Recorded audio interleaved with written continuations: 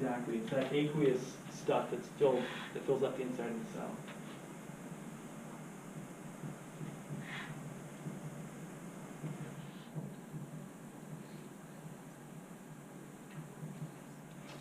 So when a phosphate is not attached to another molecule, when it's just floating around inside the cytosol, we say that it is inorganic.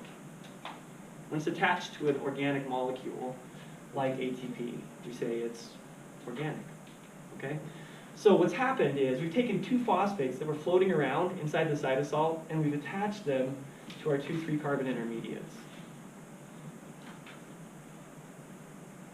All right. You okay with that so far? So we have two 3-carbon intermediates, each of which has two phosphates attached to it.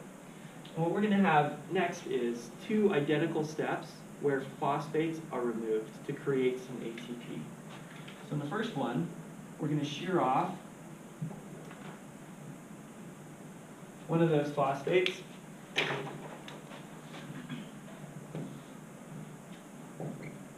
Like that.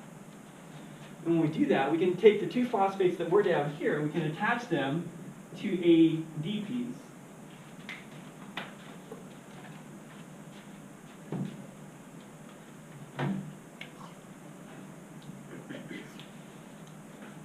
So our ADP comes along and picks up a phosphate that was right here, that no longer is right there, and makes an ATP. And that happens twice. ADP picks up a phosphate from one of these other 3-carbon intermediates and makes ATP. Now please remember, you guys, this is the reason that we're going through cellular respiration. We want to make a whole bunch of ATP. Because ATP is just cellular energy. We're converting glucose into ATP. And we can potentially make 2 more ATPs, right? Because we have 2 more phosphates attached to those 3-carbon intermediates. So we take those 2 3-carbon intermediates, do the same thing, so that we end up with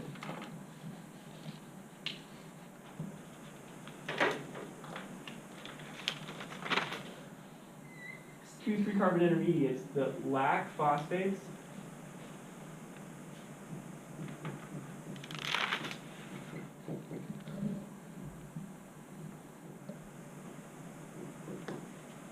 two more ATPs. Okay, so let me label this. We started off with glucose, right? And we end up with 2 3-carbon intermediates, and these 2 3-carbon intermediates are called pyruvate. Now we've already seen pyruvate, right? We saw that in the dark reactions of C4 plants. This is the molecule that actually goes and picks up carbon dioxide in C4 plants. For us, we're just using it as energy. We're going to burn it all up to make a whole bunch of ATP. Okay, so this stage is called glycolysis, spelled glycolysis. So glyco, referring to sugar, and lysis, meaning to split. So we're splitting sugar. The purpose of glycolysis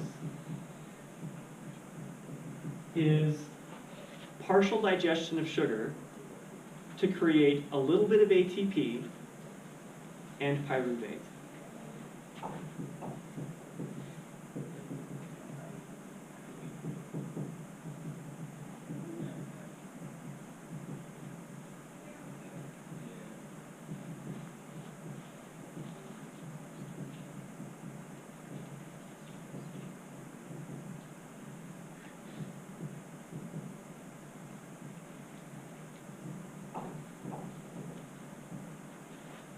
Okay, again, the purpose of glycolysis is the partial digestion of sugar to create pyruvate and a little bit of sugar.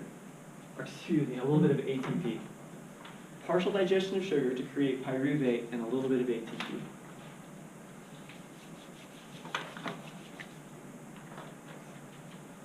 So, the products.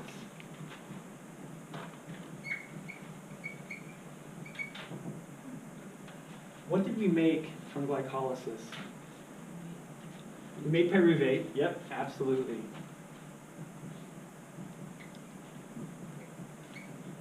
And how many pyruvates did we make? 2. What else did we make? NADH? And how many of those did we make? Also 2. And what else did we make? ATP. And how many of those did we make? But what if I told you that the actual product was 2 ATP? Makes more sense. Why does that make more sense? I don't know, like, Because it's all 2s?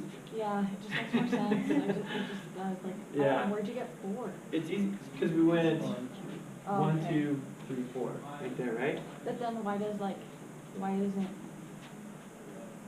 never Well, you mind. had to- I just saw everything. Didn't you use the energy? Yeah, use the energy.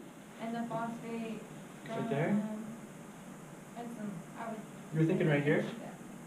This one right here? Yeah. So that's where we start making ATP, for sure. So we make 2 right here, and we make 2 right there.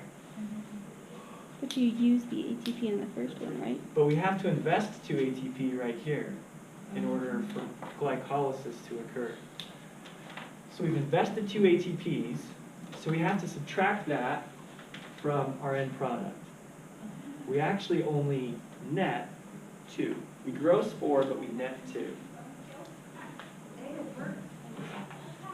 But, why aren't you gonna put, is like ADP involved in there too? Like, are you gonna put that there? We're using our ADP to pick up some ATPs. Oh, okay. Yeah. Or to make some ATPs. Okay, we're going to start with this when we come back on Wednesday. I'll have the skeletal diagram drawn and we'll go through it again.